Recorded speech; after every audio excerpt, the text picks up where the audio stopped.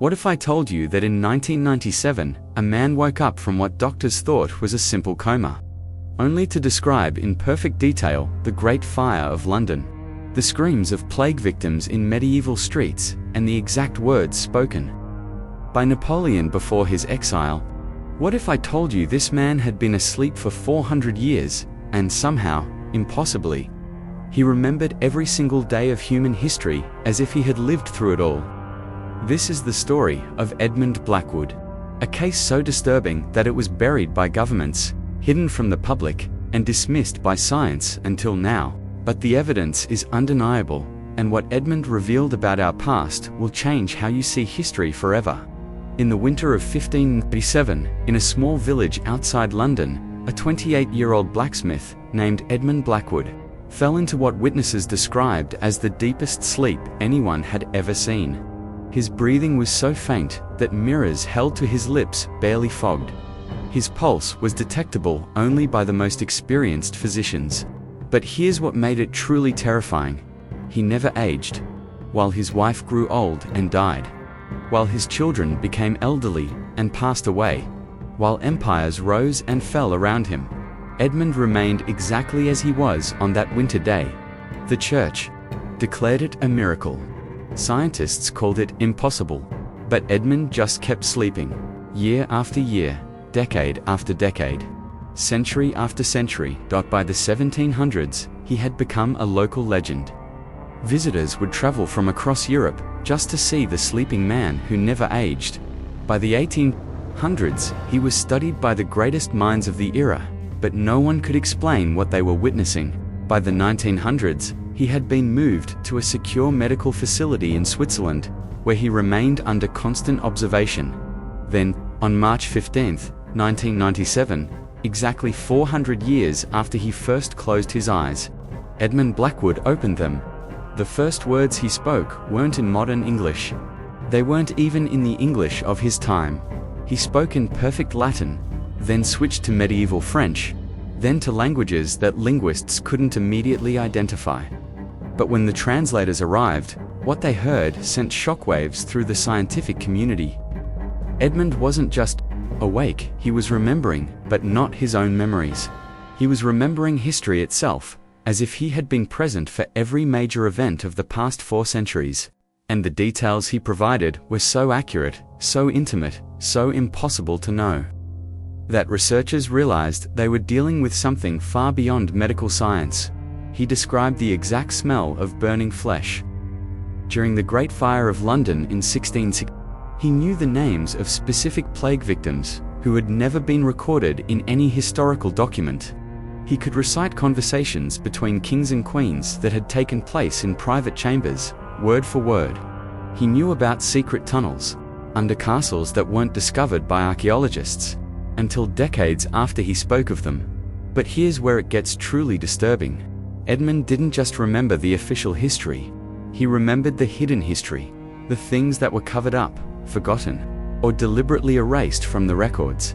He spoke of a cannibalistic cult that operated in Paris during the 1630s, feeding on victims of the plague under the cover of religious charity. He described in horrifying detail how certain noble families maintained their power through systematic poisoning of their rivals, using methods so sophisticated they wouldn't be detected by medical examiners for centuries.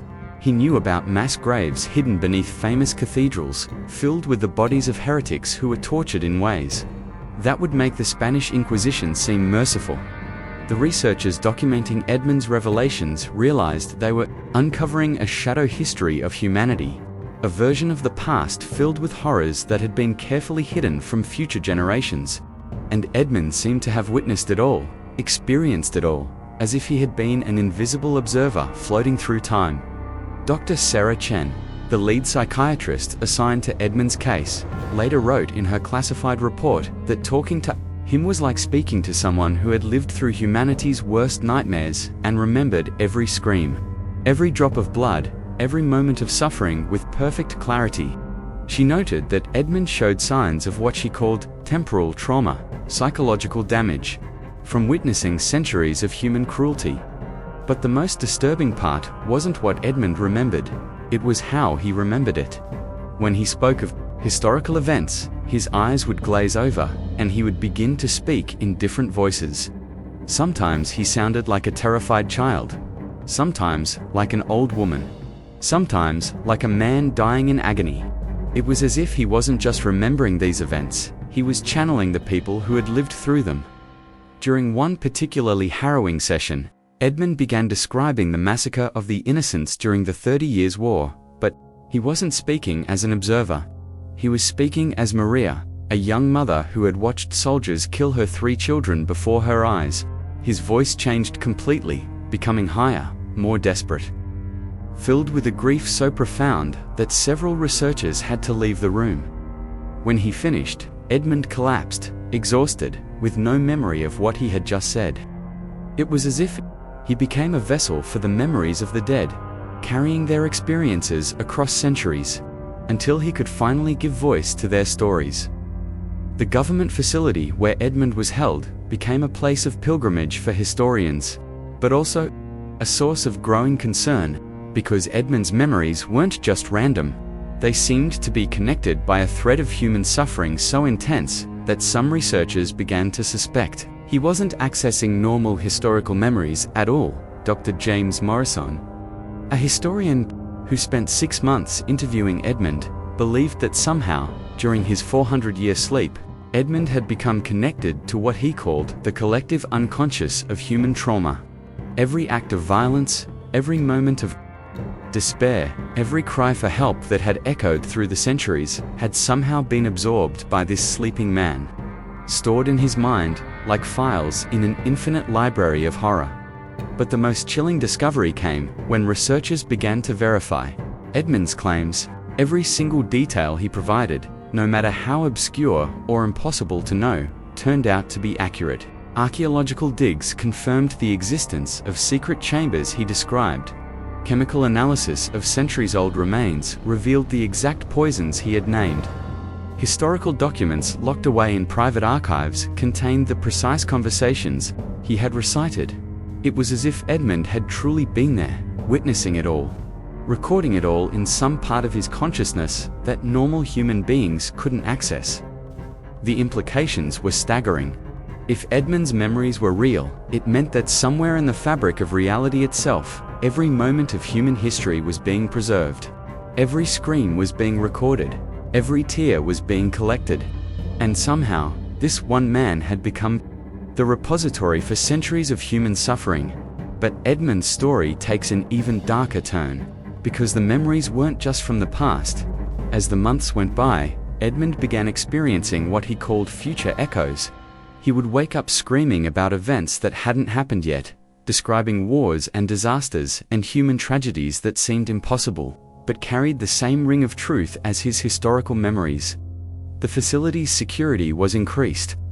Edmund's interviews became classified at the highest level, because if he was right about the past, and if the patterns he was seeing held true, then humanity was heading towards something so terrible that even for centuries of witnessed horror paled in comparison. Dr. Chun's final report, released only after her death in 2012, contained a single haunting line.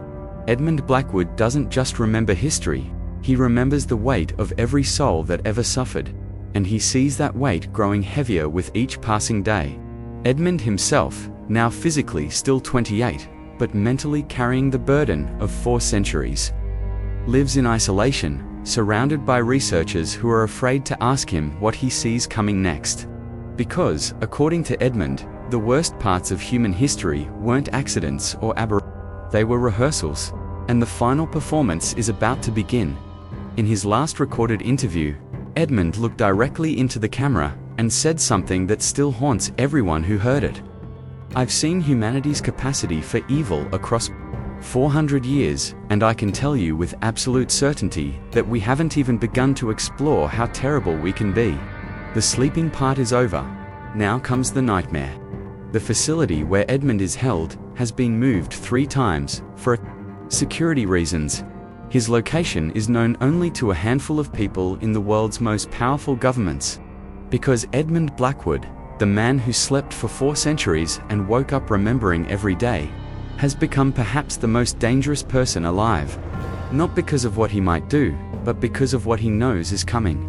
And the most terrifying part, every prediction he's made so far has come true, down to the smallest, most horrifying detail. The question isn't whether Edmund Blackwood really slept for 400 years and absorbed the memories of human history.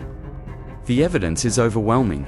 The documentation is undeniable, and the accuracy of his revelations speaks for itself. The real question is, what do we do with the knowledge that someone is watching? Someone is remembering, and someone knows exactly where our species is heading. Because if Edmund is right, if he really has seen the pattern that connects all human suffering across the centuries, then his awakening wasn't the end of his story. It was just the beginning of ours. And according to the man who remembers everything, we're not going to like how this story ends.